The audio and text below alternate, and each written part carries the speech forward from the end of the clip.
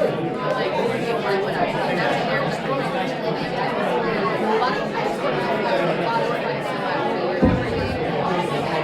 quiet in the cheap seats.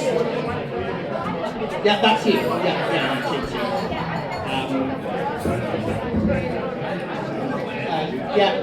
Quite. That means you too, Fuller. By the way.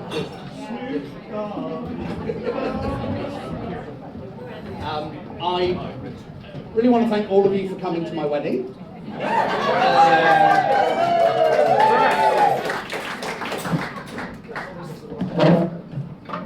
Yeah, the night is young.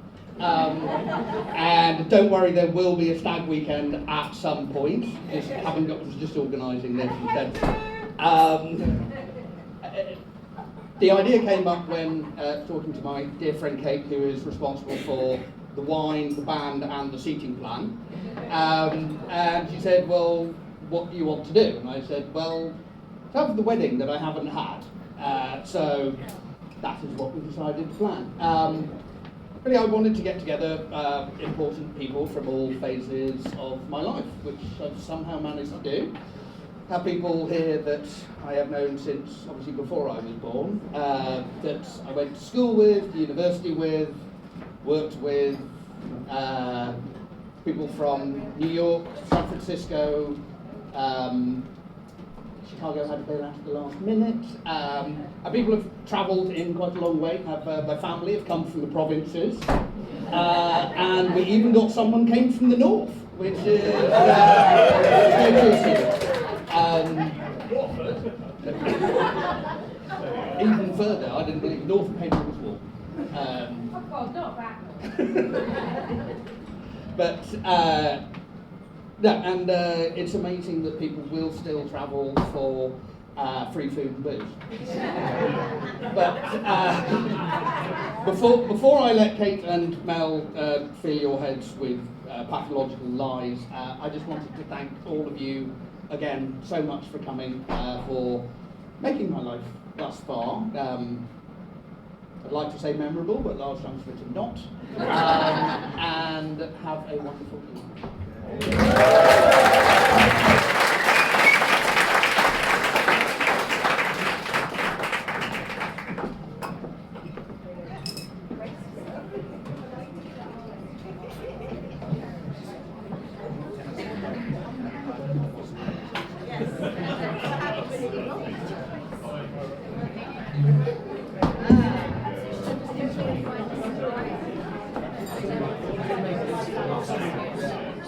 Yeah, luckily Chris hasn't got to this stage yet. How's it? Where are you, Chris? Over there. So, I'm Kate. Good done now.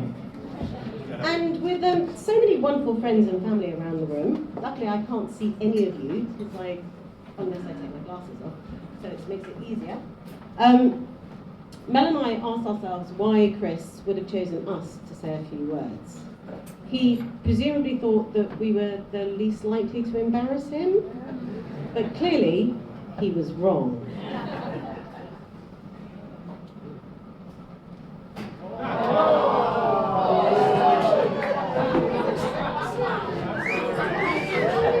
I'm not sure about you, but if you ask me, there's quite a scary resemblance to Chucky in this skit. So, Chris and I met at the impressionable age of 14 at Chris Shill's 15th birthday party. Well, as I say, Chris, like our Chris, is an old Pauline, someone who went to St Paul's School, and there's a few of you Paulines dotted around the room. Do you want to raise your hands, Paulines? Who probably were at that party as well.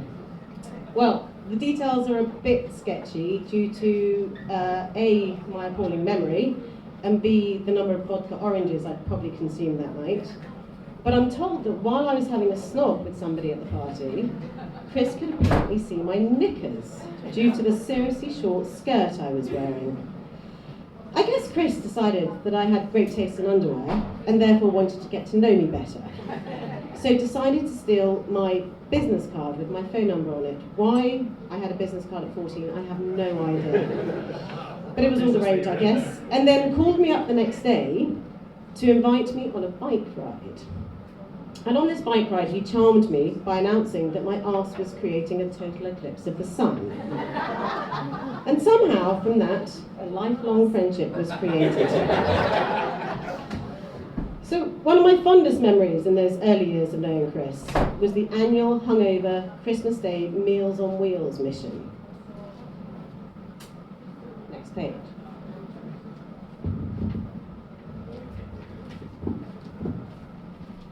So after a Christmas Eve session at the Sun Inn in Barnes, midnight mass and a party at Jessie Middleton's, remember those days?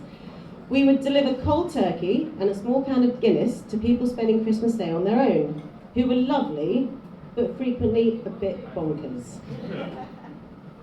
Afterwards, we'd head back to the refuge of the Tholstrop household with John, Margaret and Kirsten for a glass of champers before heading back to my crazy family home for Christmas lunch. This tradition lasted a few years, sometimes with our current squeezes in tow and sometimes on our own. I'd collect Chris in my old MX-5, hats on, roof down, and Bing Crosby blasting Christmas songs at top volume. There was a particular old bloke I remember who decided that he wanted to have a dance with me on his doorstep while his trousers were falling down by his ankles. Rather than coming to my rescue, Chris just stood there, laughing hysterically. Thanks, mate. Sadly, that tradition ended when Chris upsticked and headed to business school in Chicago, and then on to San Fran. But we are absolutely delighted to have him back in London town again. And although he's still rude about the size of my arse, and still laughs at my misfortune, I am lucky and proud to call him my friend.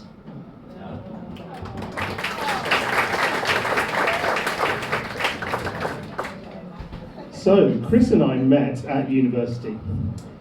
He materialised out of the social ether, all floppy hair and drinking games.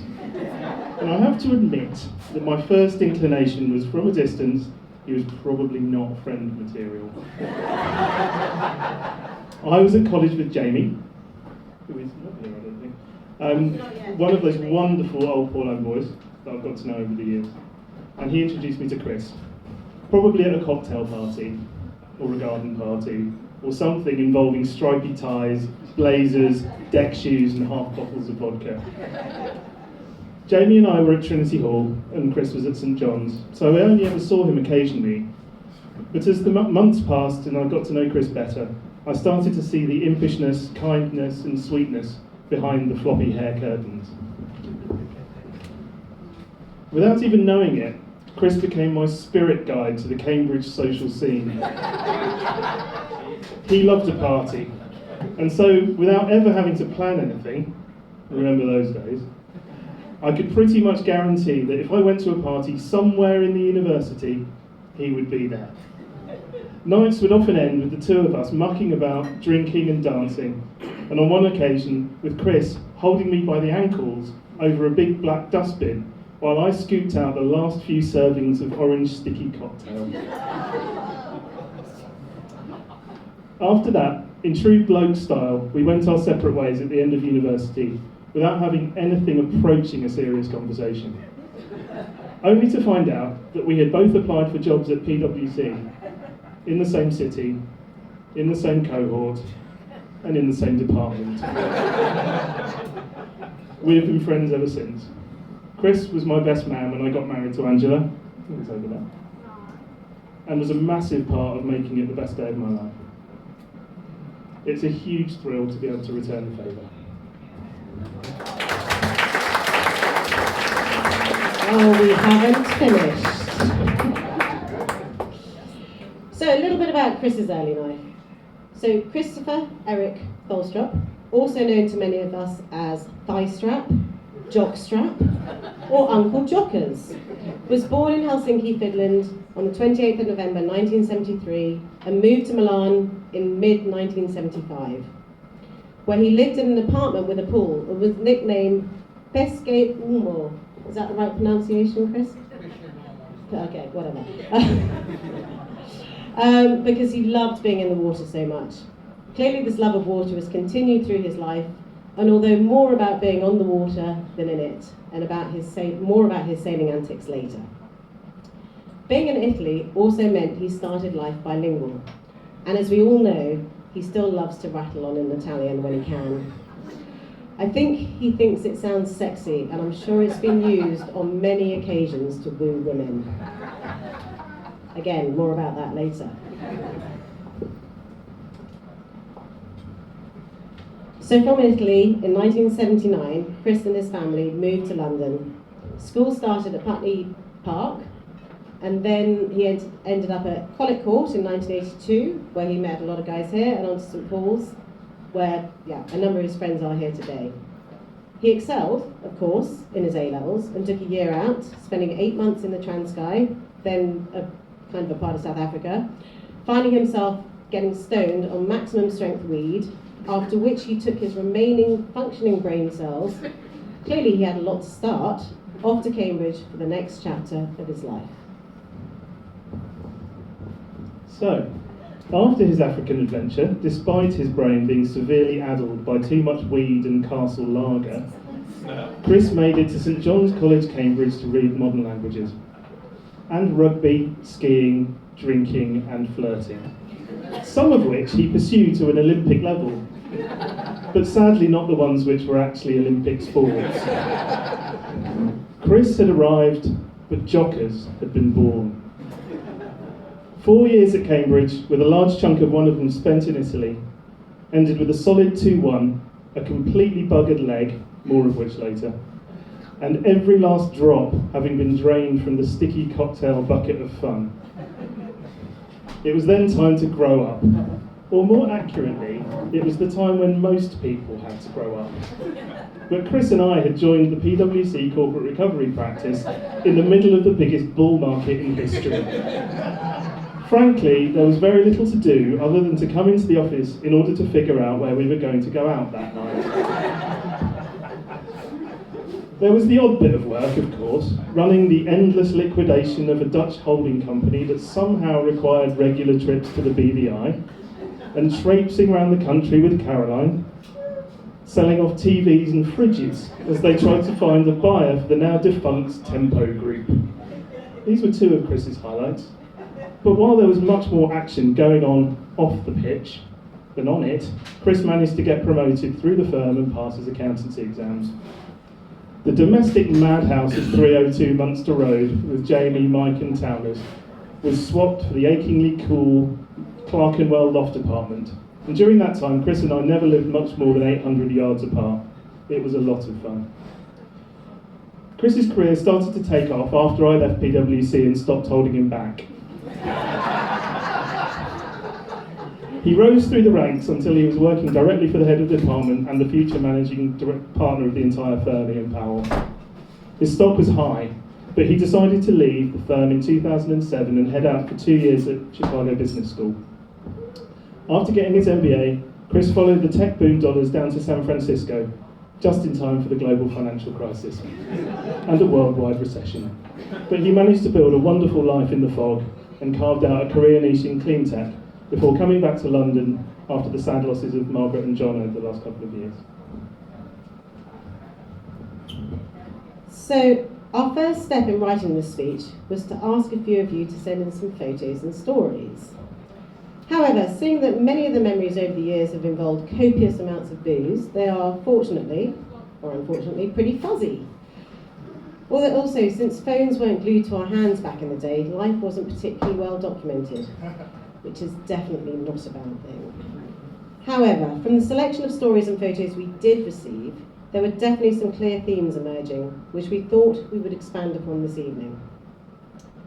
The first is what a fashion icon Chris is. Although happiest in shorts and a t-shirt and bare feet, although the less said about his feet, the better, Chris actually scrubs up pretty well, as we can see today. He's always committed to getting the right outfit. I can't be the only one here to have received 20 WhatsApps a day over the last 2 months with multiple suit or shoe suggestions for tonight. Chris has never disappointed in an effort for fancy dress either. Definitely one of his favourite pastimes was finding outrageous outfits and even better if the outfit could involve the red jacket.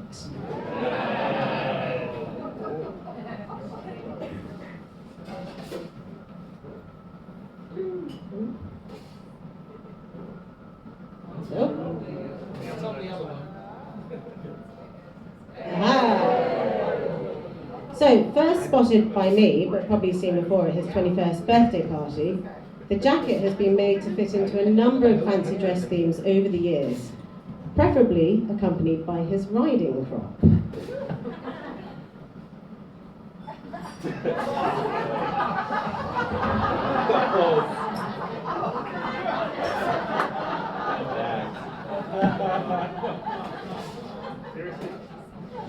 But he's also always loved going a bit rogue on fancy dress themes.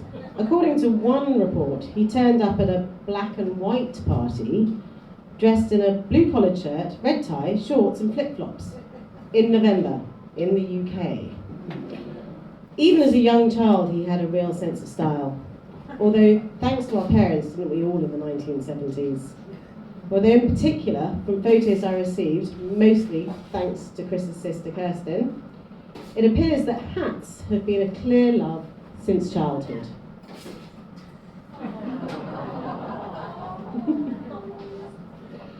Which is probably to cover up the variety of interesting hairstyles over the years. Clearly starting with the Kojak era, followed by some good 80s spiky numbers, but the hairstyle most associated with Chris, per Mel's first memory of him, was the floppy curtains public schoolboy look, which Chris carried off perfectly.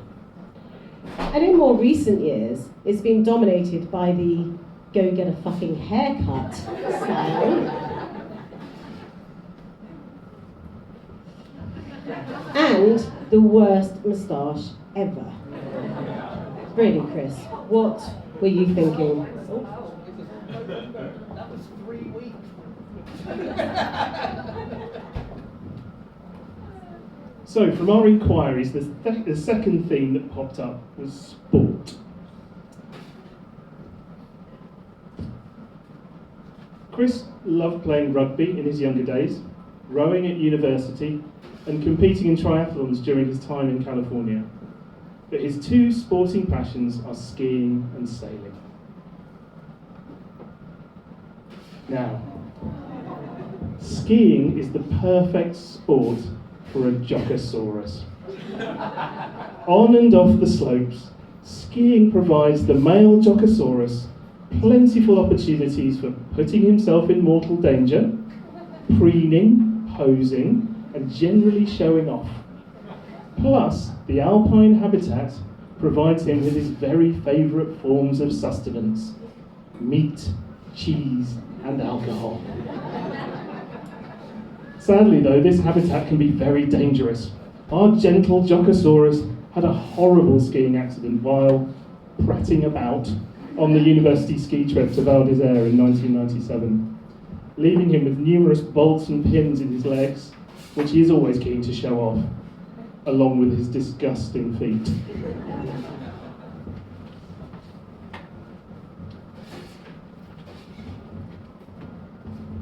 Several weeks in Charing Cross Hospital and months of gruesome pain were a small price to pay for the amount of attention he got. And such was his prowess on the slopes that he was still able to ski better than almost everybody with only one fully functioning leg. So sailing, Chris's other love. It was started as a young child and encouraged by his water-loving parents. And his love of water, his love of testing himself, and his continual desire to take off his shoes and display his hairless hobbit feet made sailing the perfect pastime. He is, however, a genuinely accomplished sailor, having sailed across the Atlantic with Jamie's dad, Colin, and his friends Derek and Paul. Setting off from the Canary Islands and spending 3 weeks at sea is no mean feat. But as with everything, Chris managed to take it all in his stride. And I've heard many stories about this trip over the years, including Chris wandering around in just his underpants during starlit night watches, him making a, and I quote, disturbingly attractive woman in fancy dress the night before arrival in St Lucia, and also the entire crew going for a swim on a becalmed day and totally forgetting that in the middle of the Atlantic it might be a good idea to leave at least one person on the boat. Jamie and Chris also completed the Fastnet race in 2003, which is one of the most challenging and prestigious offshore races in the world. But Chris's sailing record was not entirely flawless. I have it on very good authority that on one of his many trips out into the San Francisco Bay, he very nearly crashed into a pillar of the Golden Gate Bridge. Apparently, the handling of the boat was negatively affected by the sheer quantity of booze he had managed to bring on board for the trip. Or at least that's his story.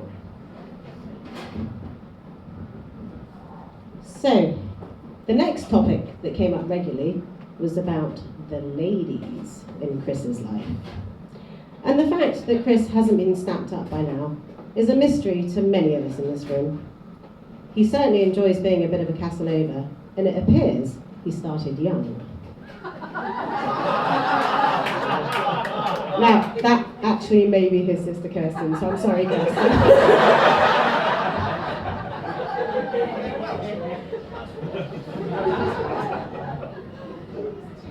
But there was a time when many of you, like me, may have been wondering, here's a good-looking man with lovely green eyes, who cooks amazingly, dresses sharply, knows his way around the dance floor, speaks Italian beautifully and happily sits with the girls on a Saturday night, eating Thai and watching Miss Congeniality whilst massaging the knots out of their shoulders, who decided to move to San Francisco.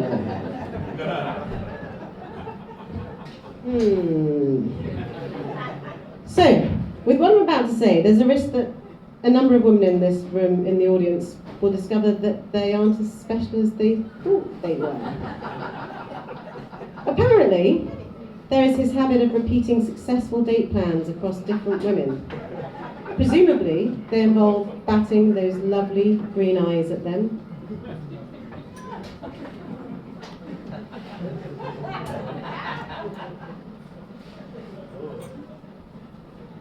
Plying them with booze and throwing them around the dance floor.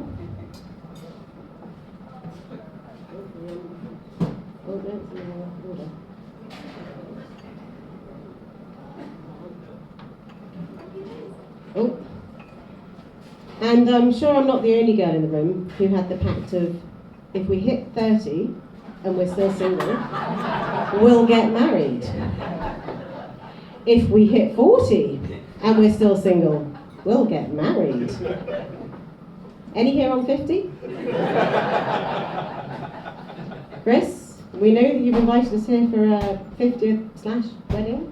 Anything you want to tell us?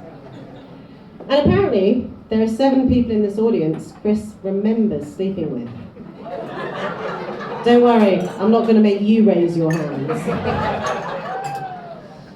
But to those 7 of you in the room who didn't quite make it to official girlfriend status, don't be too hard on yourselves. You just didn't fit into the Chris type. He started with redheads. I think he had 3 in a row. He then went over to the US, and he appeared to have a thing about ladies from Asia, including the properly crazy Emily, which a few of you here I think might remember. But lastly, most tales involving Chris surprisingly involve copious quantities of alcohol. Mine are all seriously hazy, so I'm afraid there's very little detail from me. Mel appears to have a far better tolerance for alcohol than I do. I vaguely remember baths of booze at Munster Road parties, dancing around a pole with Chris and a slightly randy lady at a bar in a crazy seaside town called Moss Landing, or getting through 3 bottles of Sancerre and $6 dozen oysters at Fisherman's Wharf before meeting friends for dinner. And bay sailing trips, where I'm surprised the boat didn't sink with the amount of booze he brought on board. Alcohol has clearly got him into trouble on a few occasions, including the time he and Kelly signed up for the Disney Princess Half Marathon while in Costa Rica, then actually booked the trip to Orlando and did it, complete with a Disney character brunch. So after 30 years of knowing Chris, I've got a lot of stories, and we've left a few out, but I can just tell one. to close with today. And this is just testament to him as a human being. We had a house party one Sunday morning in the 2002 World Cup in Japan. England were playing early in the morning, and I thought it would be nice to have a few mates over, a few quiet beers and a barbecue, and watch the game. With the time difference, the game kicked off at 10 a.m, so it was all going to be pretty chilled. People started turning up early that morning, armed with 4 packs of beer, the odd bottle of wine, and a few sausages. Then Chris and Charlotte arrived. They came to the door with a bottle of vodka, a bottle of rum, 2 disposable barbecues, and a Tupperware box full of lamb which Chris had marinated overnight.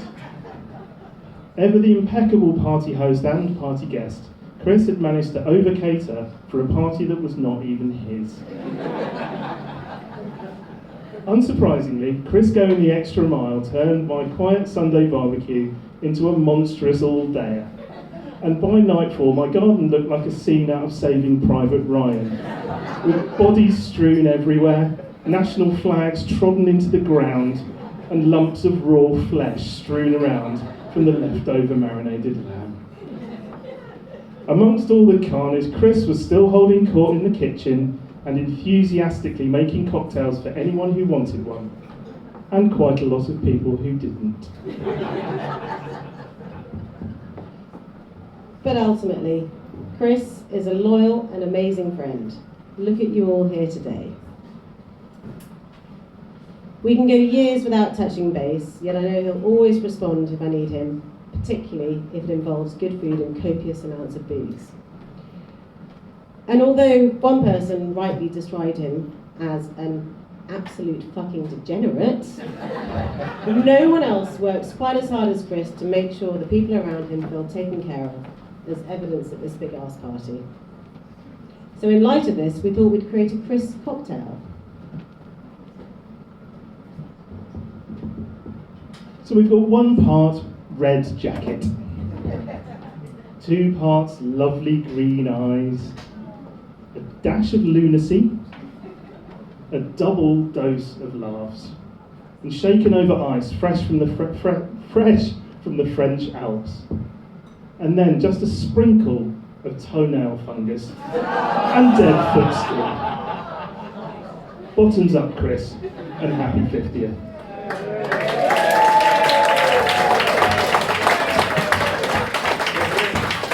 So please charge your glasses and let's toast to the party boy and host extraordinaire, to Chris.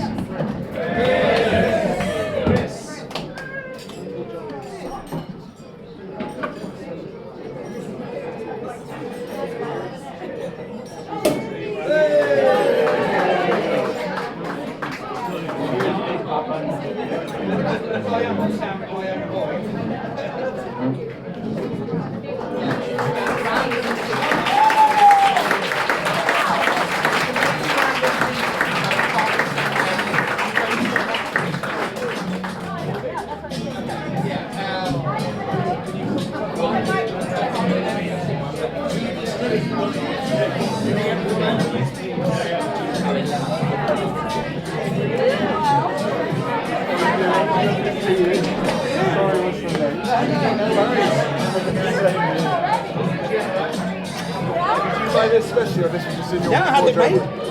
wardrobe? Just for tonight. Yeah, and then somebody got me this, which means that I will be standing like this for the entire... Forever. Yeah, that's just what we're saying. I've now gone full Huggy Bear for this evening. Oh, sorry, am I in the middle of it now? Oh no.